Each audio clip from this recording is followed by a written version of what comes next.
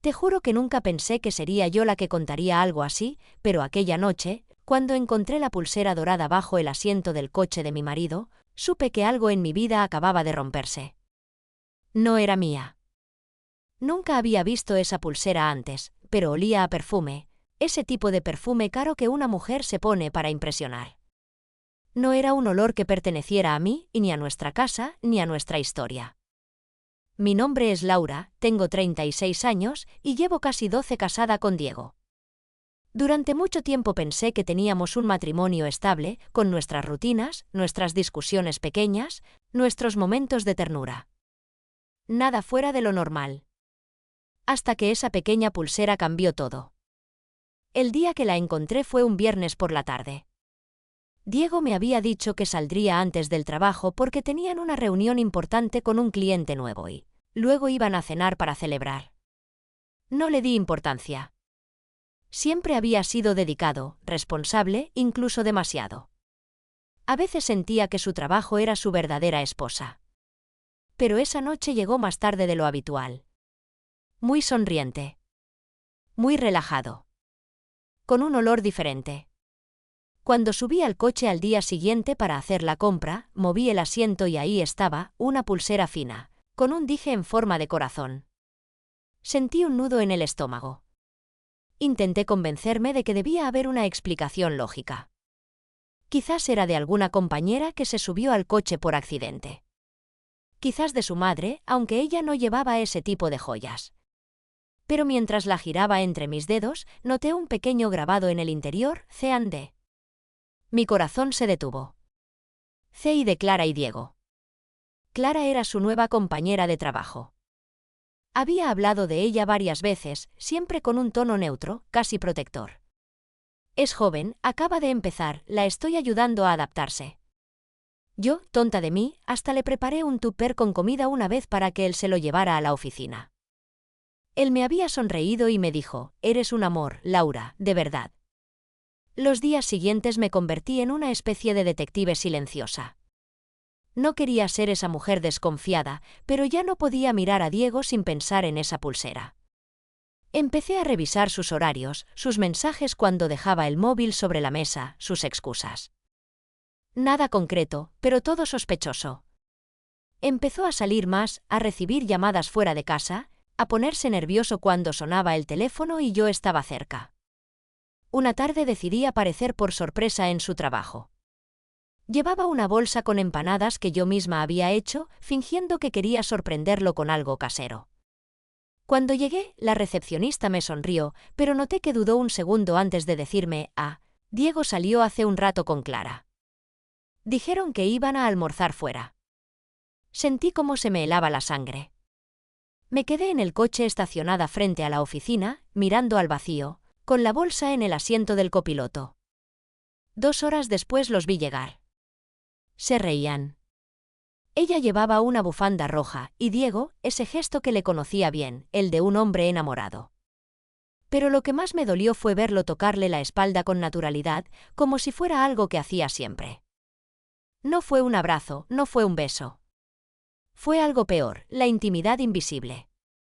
La complicidad. No dije nada ese día. Sonreí cuando llegó a casa, le serví la cena, fingí que todo estaba bien. Pero en mi cabeza empecé a planear algo. No una venganza, no todavía. Solo necesitaba saber la verdad. Así que me inventé un test de fidelidad. Una especie de juego. Le dije a mi amiga Patricia, que es diseñadora, que me ayudara a crear un perfil falso en Instagram. Una mujer atractiva, pero no exagerada.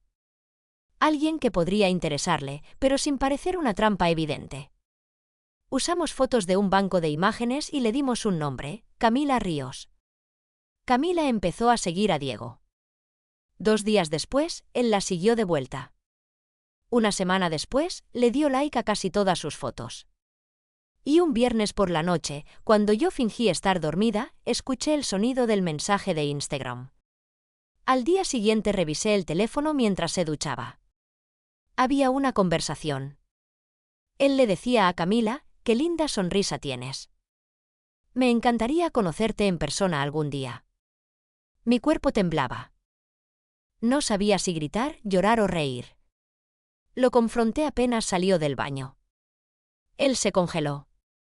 «¿Por qué estás mirando mi teléfono?», me dijo, intentando sonar indignado. Le mostré los mensajes. Se quedó callado. «Es solo un juego, Laura, no significa nada. Ni siquiera la conozco». Pero lo que él no sabía era que esa no era su única mentira. Porque yo ya sabía lo de Clara. Cuando le pregunté directamente si había algo entre ellos, se puso pálido. Negó, claro. Dijo que solo eran compañeros, que la ayudaba, que era mi imaginación. Pero su voz temblaba, y en sus ojos había algo que no supe describir. No era culpa, era miedo. Y entonces pasó algo que no esperaba. Una noche, mientras yo lloraba en la cocina, recibí un mensaje de un número desconocido. Decía, se lo declara. «Si quieres pruebas, nos vemos mañana en el café de la esquina». Fui. Y ahí estaba él, Marcos, el esposo de Clara. Me miró con una mezcla de rabia y compasión. Hace semanas que sospechaba. Revisé el GPS del coche de mi esposa y vi que se encontraba con tu marido en un motel cada jueves. Me mostró fotos. No había duda. Diego y Clara juntos, abrazados, riendo. Sentí que el mundo se derrumbaba. Pero lo peor fue cuando Marcos me dijo, «Creo que no sabes todo. Hay algo más que debes ver». Me pasó una carpeta, una simple carpeta de papel manila, de esas que parecen inofensivas, pero cuando la abrí sentí que el aire se me escapaba de los pulmones. Dentro había copias de correos electrónicos, facturas de hoteles, mensajes de voz transcritos. Pero lo que me heló la sangre fue una foto, Diego y Clara en un viaje. No en la ciudad, no en un motel, sino en una playa, con el mar detrás, tomados de la mano. Una imagen que yo juraría haber visto antes, porque era la misma fecha en que Diego me dijo que estaba en una convención en Valencia. Yo recordaba ese fin de semana. Recordaba haberlo llamado y que no respondiera, haber pasado 2 días enteros preocupada porque no contestaba los mensajes. Luego, cuando volvió, me trajo un llavero con forma de estrella de mar y me dijo, «Pensé en ti cada segundo». No, no pensó en mí. Pensó en ella. Marcos me contó que su esposa había empezado a comportarse de forma extraña meses atrás, llamadas a escondidas, risas forzadas, excusas tontas. Lo mismo que yo había vivido. Nos miramos con un entendimiento silencioso, el tipo de conexión que solo 2 personas traicionadas pueden tener. Y entonces, entre lágrimas y rabia, tomamos una decisión, íbamos a descubrir toda la verdad juntos. Esa noche, en casa, fingí normalidad. Le preparé a Diego su cena favorita, pasta con salsa blanca y vino tinto. Me miraba con cariño, o eso parecía. Intenté encontrar en su rostro alguna señal de culpa, de remordimiento. Pero no había nada. Hablaba de trabajo, de fútbol, de tonterías, como si nuestro matrimonio siguiera siendo el mismo. Pero en su bolsillo, su teléfono vibraba y supe que era ella. Mientras dormía, revisé sus mensajes de nuevo. Y ahí estaba, una conversación con Clara que me dejó helada. «¿Cuándo le dirás la verdad?», decía ella. «Pronto, amor. Solo necesito encontrar el momento». La verdad, ¿qué verdad? ¿Que tenía una amante, que planeaba dejarme? Pero no. Era peor. En los días siguientes, con ayuda de Marcos, rastreamos todo, movimientos bancarios, registros de hotel, mensajes eliminados que él logró recuperar. Descubrimos que Diego y Clara no solo tenían una relación. Tenían un plan. Estaban montando una empresa juntos. Pero lo hacían a escondidas de nosotros, usando dinero que salía, poco a poco, de nuestras cuentas familiares. Diego había transferido más de 15.000 euros desde nuestro ahorro compartido hacia una cuenta desconocida. Cuando lo confronté, fingió sorpresa, se enojó, me gritó que lo espiaba, que lo estaba asfixiando. Pero ya no podía mentir más. Lo que no esperaba era lo que vino después. A la semana siguiente, Marcos me llamó con la voz temblorosa. «Laura, tienes que ver esto». Me envió una grabación de audio. Era Clara, hablando por teléfono, sin saber que él la escuchaba. «No sé cómo decirle a Diego que estoy embarazada», decía ella. Sentí que el mundo se me venía encima. Un silencio pesado me envolvió. Pensé que me iba a desmayar. Pasé los siguientes días en automático. Iba al trabajo, sonreía a mis compañeros, pero por dentro solo quería gritar.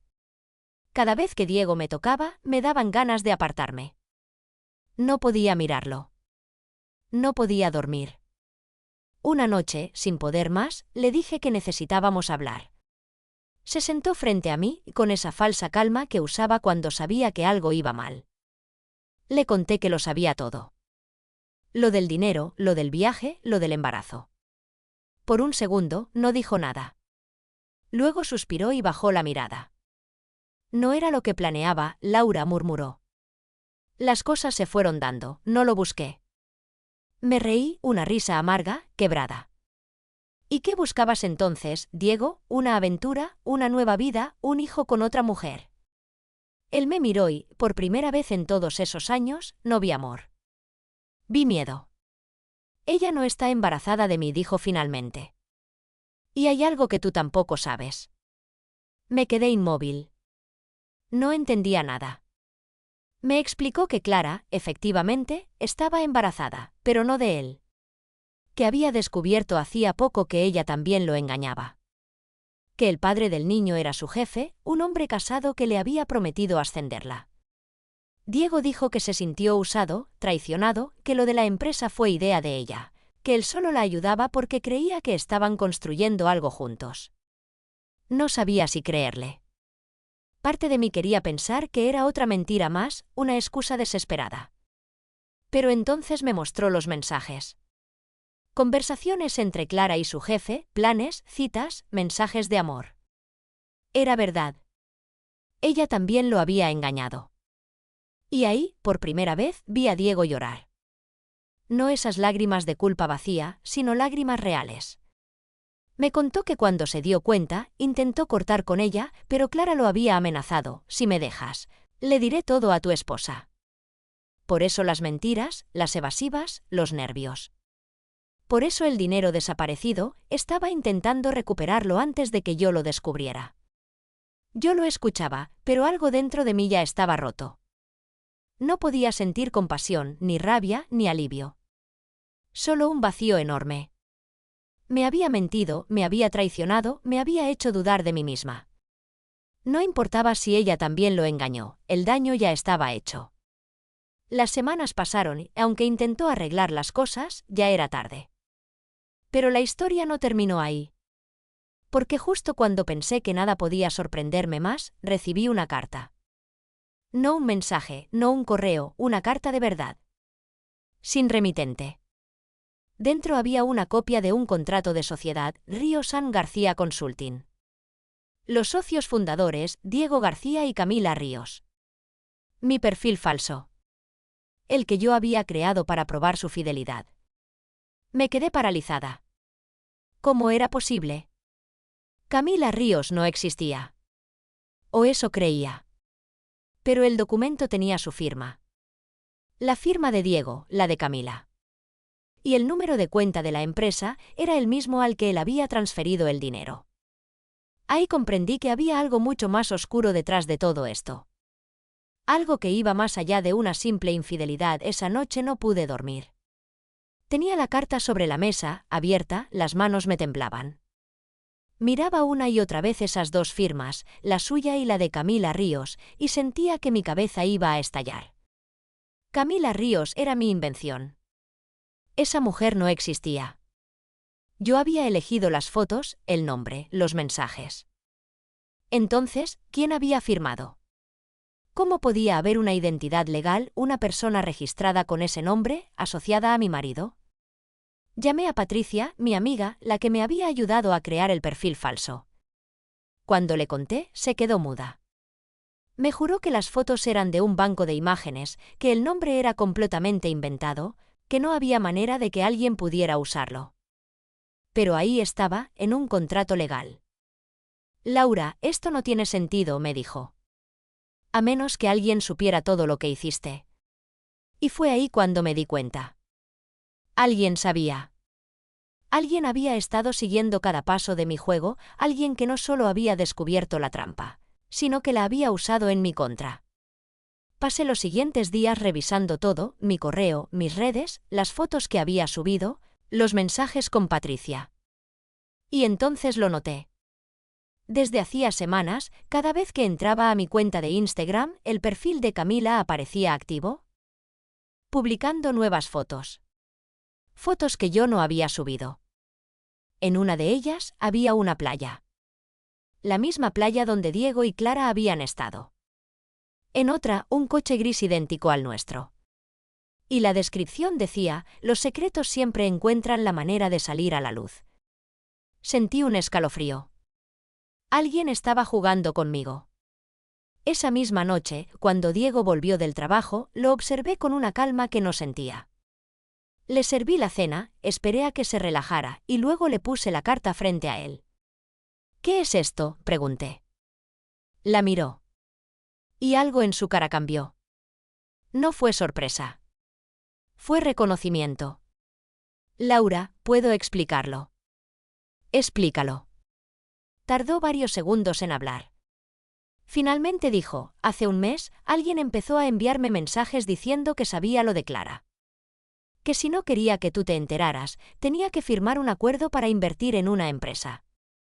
Al principio pensé que era un chantaje, pero luego me amenazaron con mandarte fotos, con destruir mi carrera». «¿Y firmaste?». No sabía qué hacer. Estaba desesperado. Pensé que si firmaba y pagaba, me dejarían en paz. Me quedé helada. «¿Sabes quién está detrás de eso?». Diego asintió lentamente. «Creo que es Marcos. El esposo de Clara». Me quedé sin palabras. Todo daba vueltas. Marcos, el hombre que me había mostrado las pruebas, que me había apoyado, que me había consolado, ¿él? Los días siguientes fueron una pesadilla. Intenté comunicarme con Marcos, pero no respondía. Fui hasta su casa, pero el lugar estaba vacío. Los vecinos me dijeron que se había mudado hacía una semana, de repente, sin avisar. Revisé las redes, nada. Su número, desconectado. Era como si nunca hubiera existido. Empecé a pensar que tal vez todo había sido un montaje desde el principio. Que Marcos se había acercado a mí sabiendo que yo sospechaba que me había usado para obtener información, para manipularme. ¿Pero por qué? ¿Qué ganaba él? Entonces recordé algo. En la primera reunión con él, cuando me mostró las fotos de Diego y Clara, mencionó el motel. Dijo que había rastreado el GPS del coche de su esposa. Pero, ¿cómo consiguió los registros del GPS de mi coche? Solo alguien con acceso a mi cuenta podía hacerlo. Y esa cuenta estaba vinculada al correo donde yo había creado el perfil falso de Camila. Me temblaban las manos. Abrí el correo. Y ahí estaba, un acceso desde otra dirección IP, registrada justo el día antes de que Marcos me contactara por primera vez. Ese fue el momento en que todo encajó. Marcos nunca existió. O al menos, no era quien decía ser. Todo era una construcción, una trampa perfectamente armada. Alguien había creado a ese hombre, con fotos, documentos, pruebas falsas, para hacerme creer una historia, para hacerme dudar, para empujarme a descubrir la verdad que ellos querían que viera. ¿Pero quiénes eran ellos? Esa pregunta me obsesionó. Durante semanas, busqué cualquier pista, cualquier conexión. Y cuanto más buscaba, más hilos aparecían. La empresa Río San García Consulting figuraba a nombre de un despacho que realmente existía, pero sin dirección física, sin empleados, solo una razón social activa, creada el mismo mes que yo lancé el perfil falso de Camila. Y la cuenta bancaria asociada pertenecía a un banco digital con sede en Lisboa. El dinero transferido había desaparecido. Una noche, revisando los mensajes de Camila, encontré algo que nunca había visto. Un mensaje enviado automáticamente desde mi propia cuenta, 3 días después de crear el perfil: «Te observo, Laura». No recordaba haberlo escrito. Estaba en mi bandeja de enviados, con la hora exacta en que mi ordenador estaba encendido. Pero yo no lo había enviado. Me invadió una sensación de paranoia. ¿Y si alguien había estado dentro de mi casa, de mi ordenador, de mi vida? Le conté a Diego todo. Esta vez no hubo gritos. No hubo reproches. Solo miedo. Miedo compartido. Por primera vez en mucho tiempo, estábamos del mismo lado. Fuimos juntos a la policía. Mostramos los documentos, las pruebas, las cuentas. Nos dijeron que era un caso extraño, que probablemente se trataba de una estafa sofisticada, de suplantación de identidad. Pero había algo que no encajaba. El nombre Camila Ríos aparecía no solo como persona jurídica, sino como persona física, con número de identidad real. Alguien había robado la identidad de una mujer que existía de verdad.